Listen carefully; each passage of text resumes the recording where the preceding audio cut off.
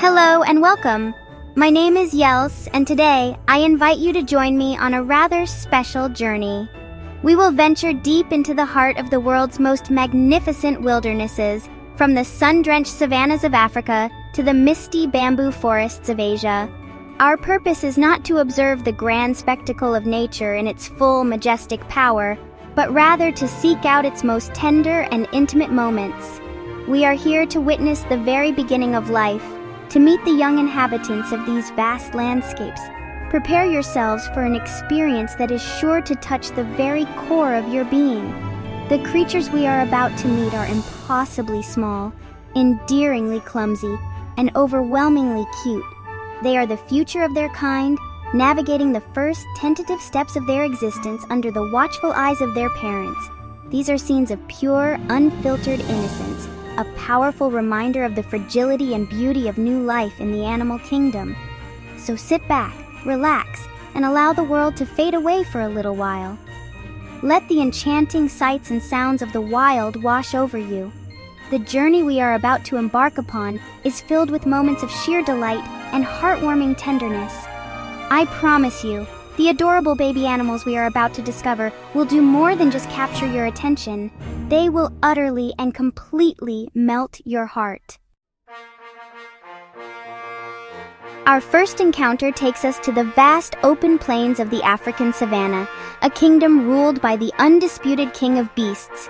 But here, in the dappled shade of an acacia tree, we find not a fearsome monarch, but a prince. This is a lion cub, a small bundle of tawny fur and boundless energy. At only a few weeks old, his world is a grand playground, and every rustling leaf and twitching tail is an invitation to a new adventure.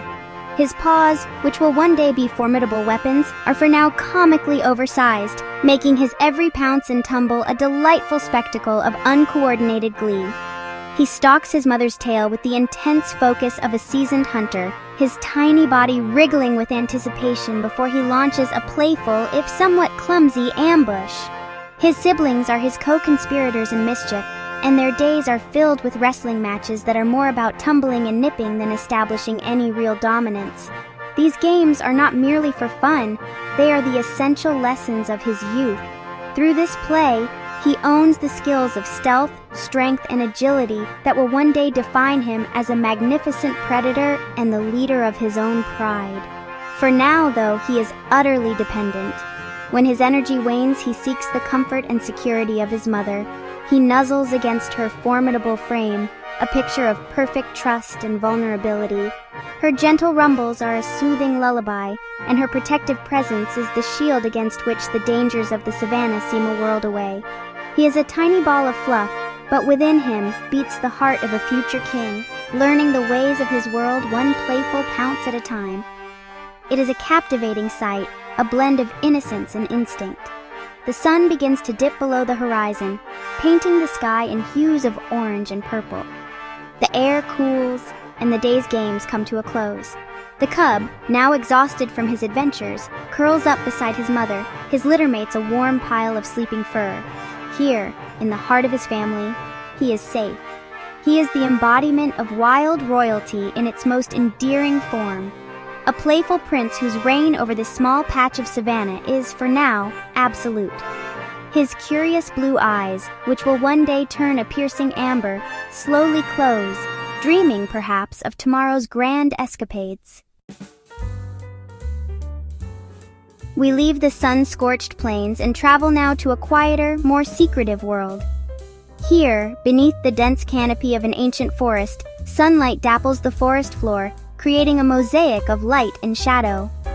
It is in this serene and tranquil setting that we hope to catch a glimpse of one of nature's most timid and graceful creatures. We must be still, and we must be patient. And there, emerging from a thicket of ferns, is a baby deer, a fawn. It is a creature of exquisite delicacy, its coat a soft reddish-brown, sprinkled with white spots that mimic the dappled light of its home, providing the perfect camouflage. Its legs are long and impossibly slender, and with each step it seems to defy gravity. These first movements are wobbly, uncertain, a testament to its newness in this world. The fawn stays close to its mother, the doe, whose constant, gentle presence is its only source of security. Its enormous, dark eyes, fringed with long lashes, seem to take in everything with a sense of quiet wonder and innate caution. Every sound, the snap of a twig, the call of a distant bird, causes its delicate ears to swivel, a finely tuned system of early warning. It is the very picture of innocence. The fawn's life in these early days is one of quiet observation and learning. It watches its mother as she gracefully browses on tender leaves and shoots, and soon, it begins to mimic her, nibbling tentatively at the soft vegetation. Its primary defense is to remain perfectly still, blending into the undergrowth should any danger approach. The doe often leaves her fawn hidden in the tall grass for hours at a time while she forages, relying on its spotted coat and lack of scent to keep it safe from predators. This period of solitude is a crucial test of survival for the young deer. As we watch, the fawn takes a few bolder steps away from its mother, its curiosity momentarily overcoming its shyness. It investigates a fallen leaf with a twitch of its wet black nose, its entire body a study in fragile beauty. A sudden breeze rustles the leaves above and it freezes, instantly alert before bounding back to the safety of its mother's side on those spindly yet surprisingly swift legs. In this hushed green world, the shy fawn is a fleeting, almost ethereal presence, a gentle spirit of the forest just beginning its journey. Our journey now takes us back to the warmer climes of Africa and Asia, to a landscape where giants roam. Here, family is everything, and the bonds that tie them together are among the strongest in the natural world. We are, of course, speaking of elephants, and in the center of this protective, slow-moving herd, we find our next subject, a baby elephant, or calf. Though small by elephant standards, he is already a substantial creature, a wrinkled, gray bundle of endearing clumsiness and insatiable curiosity. His most fascinating feature, his trunk, is still a mystery to him. This remarkable appendage, which will one day be a versatile tool for drinking, feeding, and communication, is currently a source of constant frustration and amusement. He swings it around with little control, sometimes tripping over it, other times accidentally spraying himself in the face when attempting to drink.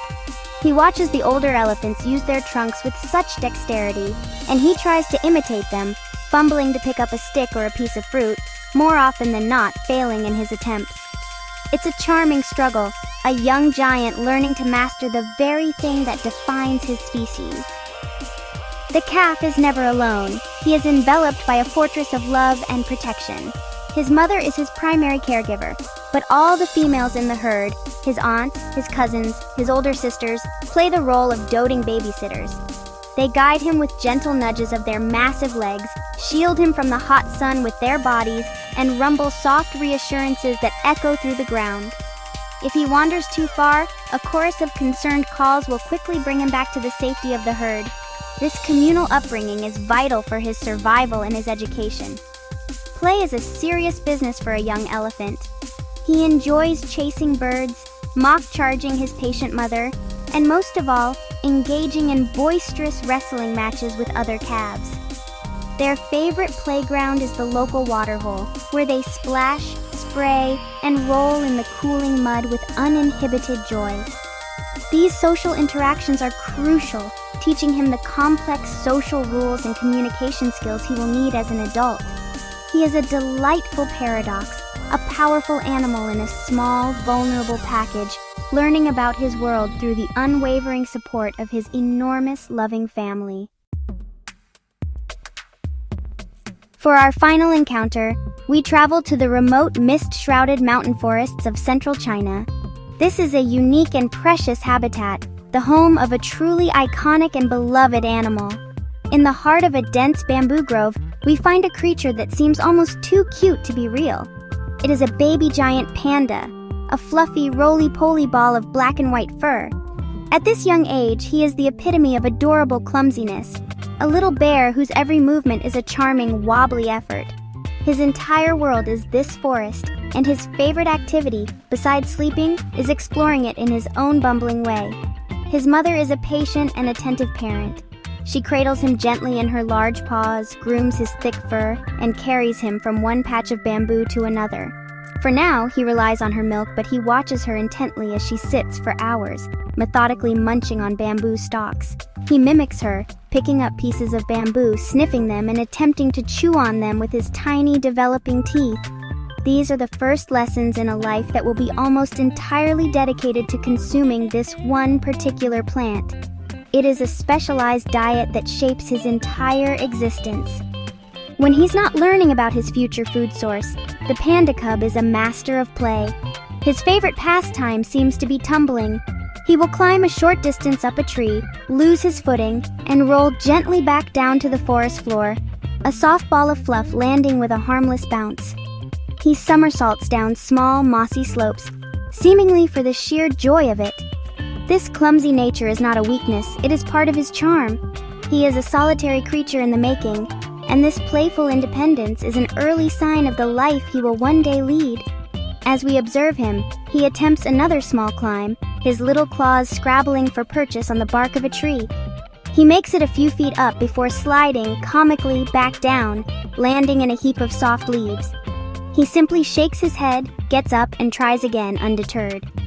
This combination of fluffiness, clumsiness, and gentle persistence is what makes the baby panda so utterly irresistible.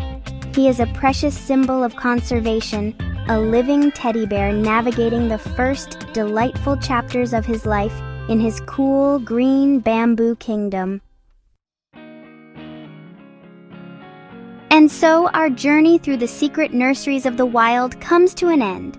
We have been privileged witnesses to the first tentative moments of life.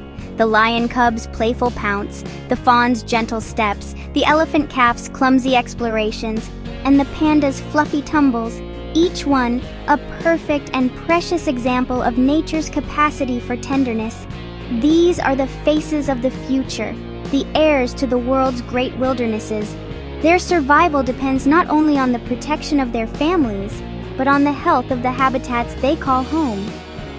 Seeing these young animals in their natural element is a powerful and moving experience. It reminds us of the profound connection we share with all living things and the responsibility we have to protect them.